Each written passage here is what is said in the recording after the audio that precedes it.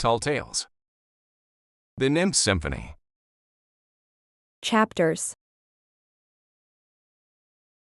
Chapter 35. Uprising. There was a lot that needed to be processed in such a short amount of time, and being the last to leave the bridge, I had the most time out of everyone to hold back and personally reflect on what a fool I had been. Above all, I needed to get my priorities straight and set my sights away from the dried mud pits of a deserted village we passed along, and instead attempt to maintain pace with the other two, who were lingering in wait for me as they scouted the journey ahead. I watched the dark woods of a rocky mountainside as it swallowed them up, before I felt the need to catch up. As with a rebirthing forest enclosing around us, we knew at any moment we could have been only 1 or 2 short bends from the alleged monastery we were seeking. Quite simply, we were running out of distance from the borders to travel down, while still conveniently continuing along the very same dirt and small stone path we had literally followed from the west gate of Helios's crop paddock. I continued to linger at the back of the pack for the last few minutes of our journey, trying to avoid causing any more fuzz than I had already caused, always looking down at the dry dirt, rocks and tiny crunching sticks that made up the path as I shook my head to a recycling embarrassment upon reliving my actions on that bridge again and again inside my head. I was unable to justify my volatile attitude in self-reflection, rather just surmise how laughable it was to have hated and silently refuted the very information I had practically begged the Nera to tell me in the beginning. It was the irony of having spent much of my own life searching for answers that could give value to my name, only to immediately wish to discredit her news the very second I found out it wasn't to my liking. In essence, what hurt me was realizing that ignorance didn't feel much different than the truth and its torment. In a small way, I did receive the tiniest sense of closure from what I learned, like my mother's ghost finally had a name to be put on its unmarked grave, and therefore a ceremony that could lay her to rest, and that was better than leaving her to haunt me forever. But once again, like most things in my life, things weren't ever that black and white. The fact was, we were in a different world, and my mother could still be alive back home, merely imprisoned and waiting for me to rescue her, so she could seek her own retribution on all those who'd wronged her. Not the family legacy I would like to bring back to life, if that was indeed the case. "It must suck being told you were better off with us," Arlo whispered to me, dropping back to walk beside me while Nara disappeared from our point guard to check out what lurked around the bend of growing dense shrubbery and well-groomed puffy trees ahead. My prince was appearing as if he wished to rekindle the conversation we had earlier, even if we had to be careful due to how close we were getting to the suspected military outpost. "If I knew what I knew now, though, I would definitely treated you better," he added, "so I'm sorry for making things worse than they had to be." After apologizing, he walked on the left side of me, patiently waiting for a response. Although seeing as I was still too ashamed to talk, I merely nodded in respect to him, unable to trust my voice enough, giving a more appropriate response. Never again did I plan to let my words or actions flow unfiltered like back on the bridge, having unleashed the darker side of myself and demonstrated just how unstable and unreliable I really was to them and the enormous task at hand. We had exited the desolate, dry mud fields and left all the dried-up old moors in the distance to finally find a youthful land beside the mountain ridges, the return of jungle greenery and life along the outskirt borders of where Sunspire's light ordinarily couldn't pass, with one less bend to the path, following a rather pristine, long avenue of round puffy planted trees that led towards some square torn-down gates and an oval lawn that led to a giant run-down church hall. We had actually found what we'd spent hours searching for. "Over here," Anara quietly called to us, hiding behind a tree and its descending hilly ditch, just after the turn before the small forest side entrance clearing.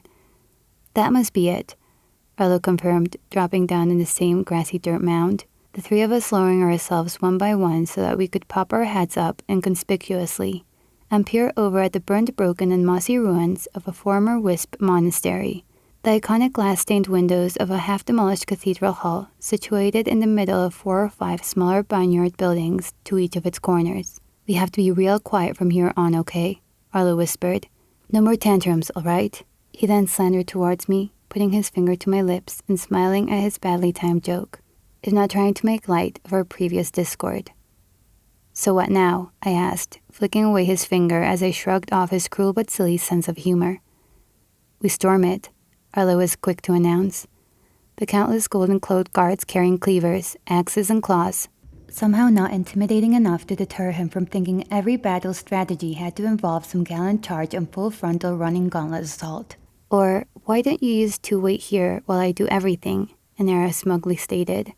Arlo and I turned to her to respond, but she was already gone. The impulsive brat had once again vanished into thin air, leaving only a trail of footprints in the dirt as she scampered out of the ditch and headed somewhere through the forest clearing towards the side of the hall. She bypassed at least half a dozen gold-clothed guards on patrol as a crowd of parading hooded gnolls formed lines and came into the building from a second alternate path down by the front main entrance doors. 2 by 2, gnolls were pulling up their hoods and wandering inside the unseen open church doors, marching past Midas's golden lace knights, who were loyally counting heads and making sure everyone was accounted for. I had a feeling by the rough manner in which they dealt with those grunt soldiers that deserters were dealt with by the thrust of giant serrated golden pikes from the Roman gold guards who were scouting the outskirt areas away of all paths, as we had to keep our heads down to avoid their watchful patrolling eyes gazing upon us.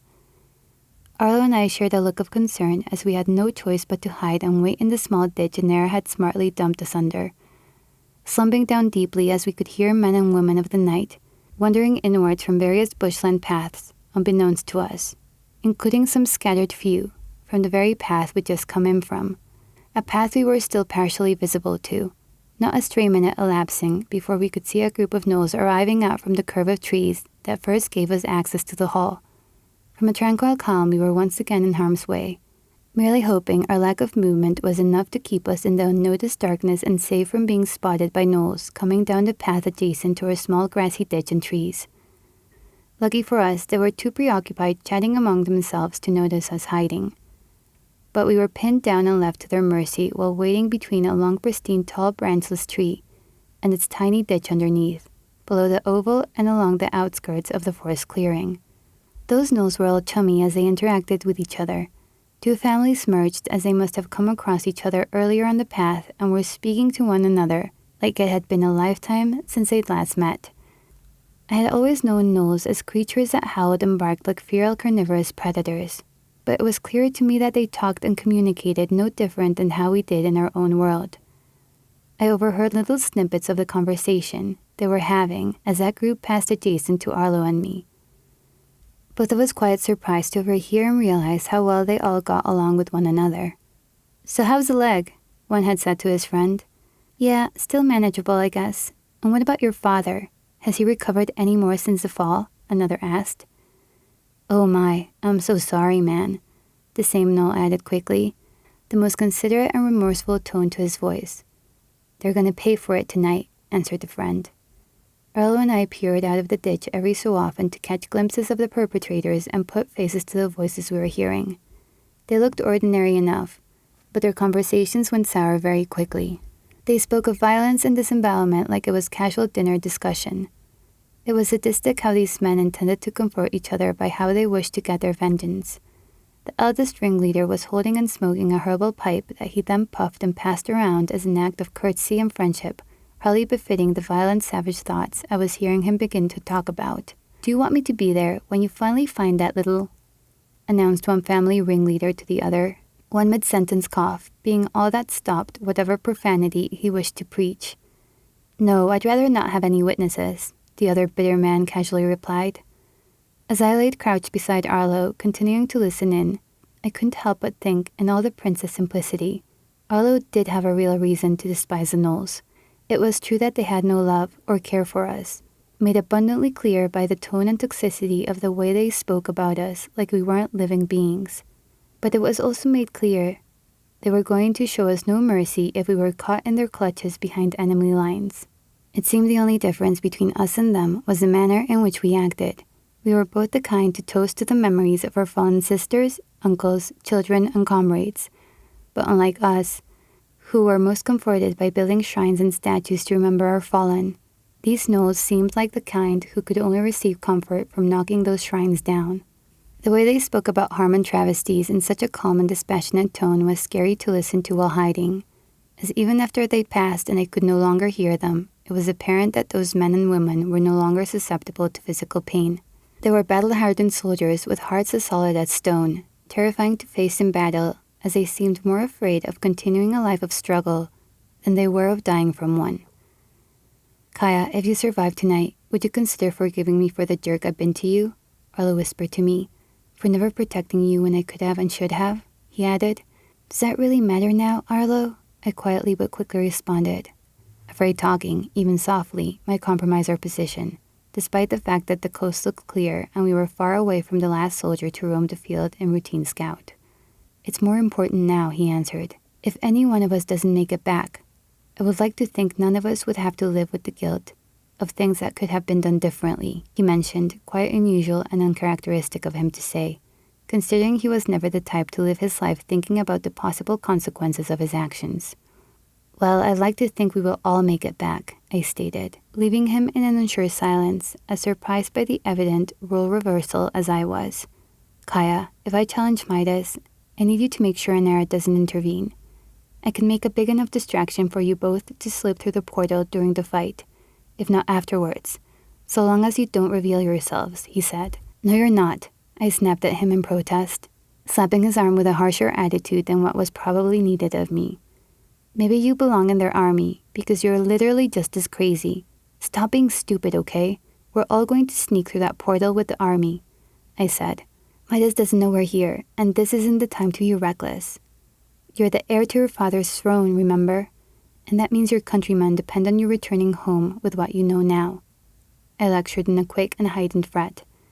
"Kaya, how many are going to die on both sides tonight?" Arlo slowly and concisely asked me. The sword belonged to the last rebel who was going to make a stand, and seeing as I was the one who took that man down, the burden of continuing his fight should fall to me. "Arlo, if you try, you will die," I shuddered to say, looking at him as I was left waiting for him to give some typical stubborn response, caught in a standstill as he had nothing he wanted to say back to me. "You could have been nicer," I said to him, answering his earlier question. "It was never your responsibility to stick up for me against your friends, but because you didn't, I thought you hated me, and that I was no longer worthy of my prince's valuable time," I said to him unrestrained, the growing fear of death helping me speak freely, despite my reluctance to want to do so.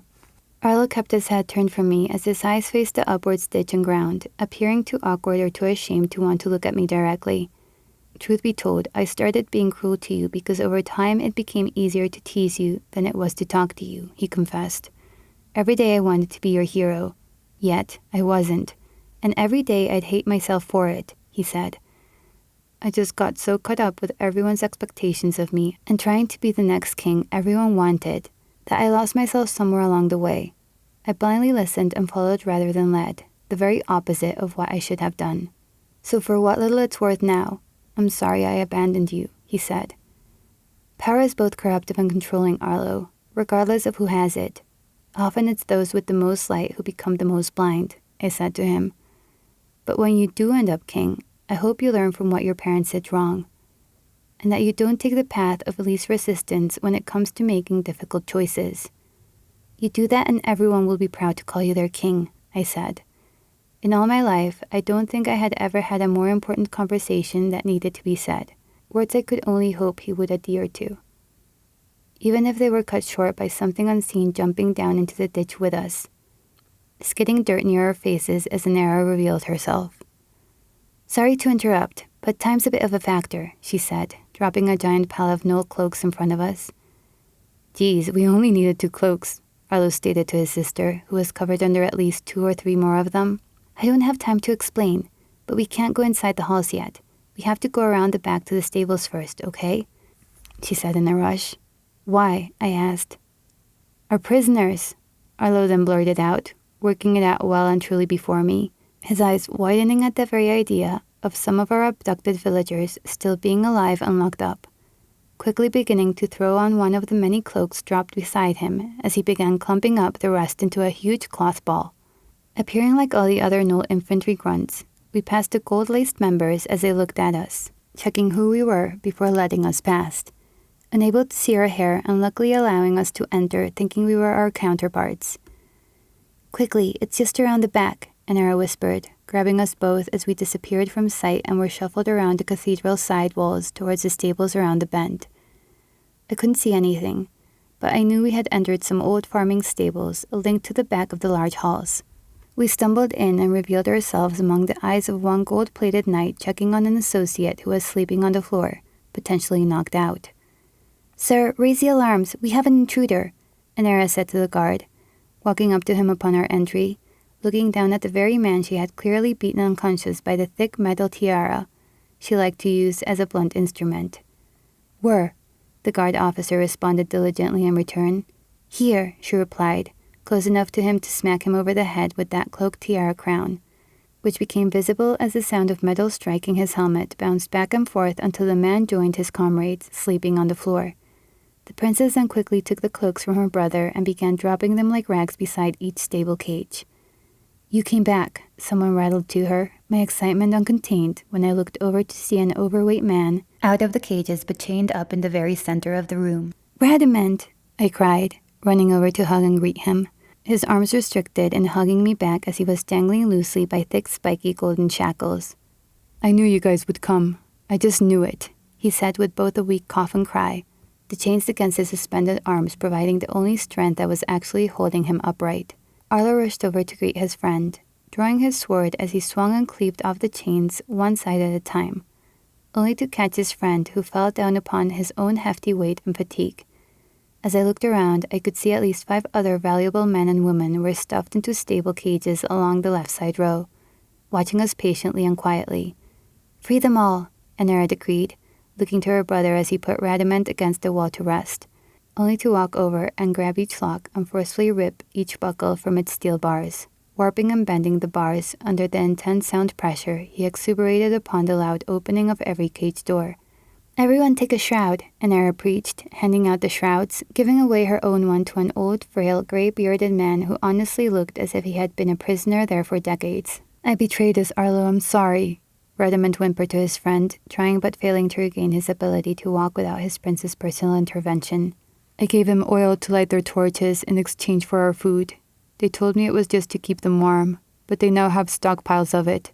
Enough wooden drum barrels of firepower to get past our gates and through our spiders. I think I've doomed us all," he confessed, coughing again as he struggled to speak and stand after having been chained up without movement for days. "Just be still, okay?" Arlo said to him reassuringly.